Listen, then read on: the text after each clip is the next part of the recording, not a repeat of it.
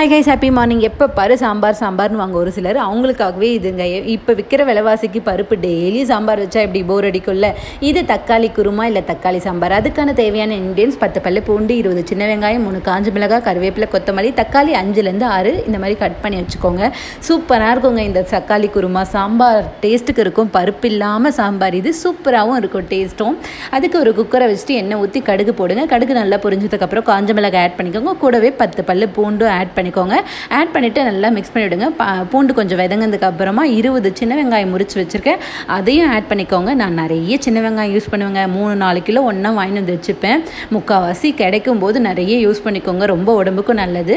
இப்போது வெங்காயம் நல்லா வதங்கினதுக்கு அப்புறமா 5லேருந்து 6 தக்காளி கட் பண்ணிக்கிட்டேன், அதையும் ஆட் பண்ணிவிட்டு கூடவே கொஞ்சமாக பெருங்காயத்தூள் போட்டுட்டு 1/4 ஸ்பூன் மஞ்சத்தூள், 1.5 டேபிள் ஸ்பூன் அளவுக்கு மிளகாத்தூள் போட்டு நல்லா மிக்ஸ் பண்ணிவிடுங்க. ஏன் பொண்ணெல்லாம் எப்போ பாரு சாம்பார்னுவாங்க. அதே மாதிரி அவளுக்கு இட்லினால இறங்காது. எப்போ பாரு தோசை. தூக்கத்தில் எழுப்பி கேட்டிங்கன்னா கூட தோசை தான் சொல்லுவாள். ஆனால் அம்மா நீ எனக்கு எப்பவுமே தோசையே தரையணும் கேட்பா. என்ன பண்ணுறது இப்போ இருக்க பசங்களை. அதுவும் தோசைனா சாம்பாரா, இட்லினா சட்னியா.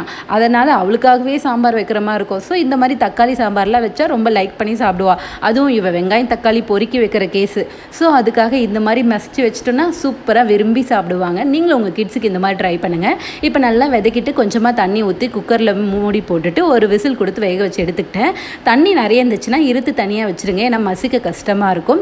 இப்போ நானும் அப்படி தான் தண்ணி இருத்து வச்சுட்டு மசிச்சிட்டேன். மீதி அந்த தண்ணி எடுத்து ஆட் பண்ணிக்கிட்டேன். ஆட் பண்ணிட்டு திரும்பவும் கேஸை பற்ற வச்சு நல்லா கொதிக்க விடுங்க. ஒரு கொதி வரட்டும்.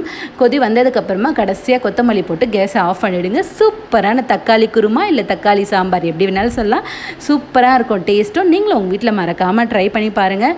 மெயினாக இந்த கிட்ஸு தக்காளி வெங்காயம் பொறுக்கி வைக்கிறவங்களுக்கு இந்த மாதிரி வச்சு பாருங்களேன், அவ்வளோ லைக் பண்ணி சாப்பிடுவாங்க. நீங்களும் உங்கள் வீட்டில் மறக்காமல் ட்ரை பண்ணிவிட்டு எப்படி இருக்குன்னு கமெண்ட்டில் சொல்லுங்கள். மறக்காமல் சேனலை சப்ஸ்கிரைப் பண்ணிவிடுங்க. அப்படியே கொஞ்சம் லைக் பட்டனையும் தட்டிடுங்க. மகிழ்ச்சி.